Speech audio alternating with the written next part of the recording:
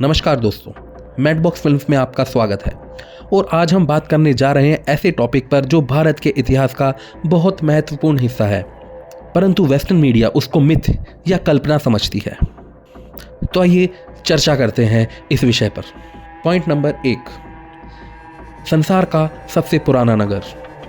1963 में सबसे पहला आर्कियोलॉजिकल एक्सकेवेशन होता है, जिसका एक्सकेवेशन किया होता है गुजरात आर्कियोलॉजी डिपार्टमेंट ने। अरब सागर के नीचे उन्हें कुछ आर्टिफैक्ट्स मिलते हैं जो कम से कम 2000 साल पुराने होते हैं। उसके बाद 1979 में ASI फिर से एक्सकेवेशन करता है।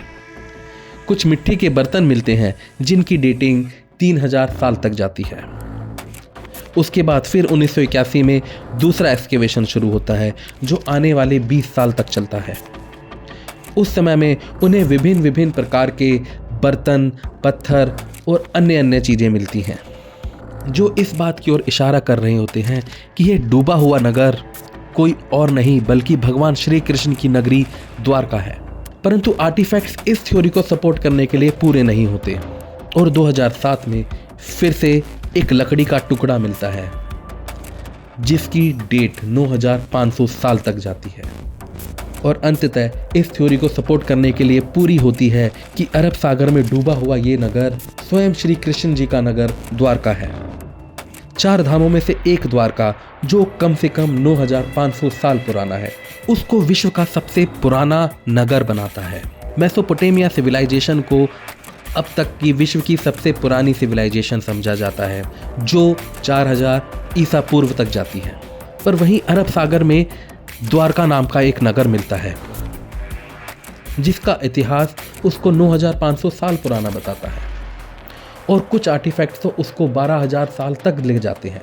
तो यहाँ पर यही सवाल आता है कि आखिर वेस्टर्न मीडिया को समस्या क्या है द्वारका को सबसे पुराना नगर बताने में। पॉइंट नंबर 2, अटलांटिस का सबसे पहला वर्णन 360 ईसा पूर्व में प्लेटो के द्वारा होता है। प्लेटो ग्रीक के एक महान फिलोसोफर थे। उनका मानना था कि अटलांटिस एक बहुत एडवांस पुरानी सभ्यता थी।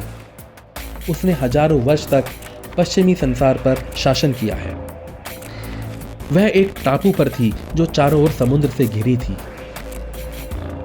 उस तक पहुंच पाने के लिए एक नहरी गुप्त रास्ता था जो उसे दुनिया से जोड़ता था। अटलांटिस के लोग देवताओं जैसी प्रकृति के थे, अर्थात वह बहुत शक्तिशाली थे। अटलांटिस की रक्षा स्वयं पोसाइडन करते थे। पोसाइडन एक ग्रीक देवता हैं। अंत में वह अपने पुत्र एटलस को अटलांटिस का राजा बना देती हैं और इस तरह अटलांटिस का नाम अटलांटिस पड़ता है। तो ये मूल इतिहास है अटलांटिस के बारे में। अंत में ये कहा जाता है कि अटलांटिस अब से 3000 ईसा पूर्व पहले समुद्र में डूब जाता है जब वो एथेंस पर आक्रमण करता है। परंतु इतिहासकारों को अभी तक ऐसा कोई सबूत नहीं मिला है जो ये बता पाए कि अटलांटिस एक वास्तविक शहर था। परंतु वहीं दूसरी ओर द्वारका है जिसका सच पूरी दुनिया को दिख गया है और इसके बहुत सारे फैक्ट्स और एविडेंस भी अब सामने आ चुके हैं। वेस्टर्न सुपरमेसी एक हजारों वर्ष पुरानी अवधारणा है जो पूर्वी देशों को बार बार झेलनी पड़ती है। ऐसे में तकरीबन 12000 साल पुराना शहर भारत को मिलना उनको रास नहीं आ रहा।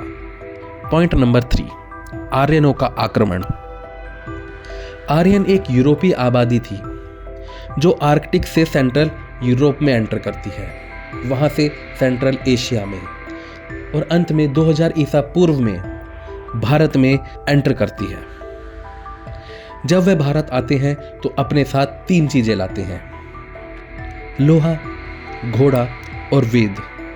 यह एक दूसरा उदाहरण है वेस्टर्न सुपरमेसी का, जिसके अनुसार एडवांस यूरोपियन लोगों के द्वारा भारत का उद्धार हजारों साल पहले हुआ था। हम ऐसे में 12000 साल पुराना एक नगर मिलता है जो आर्यन इन्वेजन से 10,000 साल पुराना है। अगर आर्यन इन्वेजन सत्य है तो 10,000 साल पहले द्वारका का निर्माण कैसे हुआ था? इससे ये साबित होता है कि आर्यन इन्वेजन एक झूठ है जो हमें आज भी स्कूलों में पढ़ाया जाता है। द्वारका की वास्तविकता ऐसे बहुत सारे उलझे प्रश्नों का उत्तर है जो वेस्टर्न सुपरमेसी पर सवाल उठाती है। हमें अपने पुरातत्ववेताओं पर गर्व होना चाहिए कि उनके सालों के संघर्ष ने हमें एक गरिमा से अवगत किया है। जय श्री राम, वासुदेव कुटुंबकम।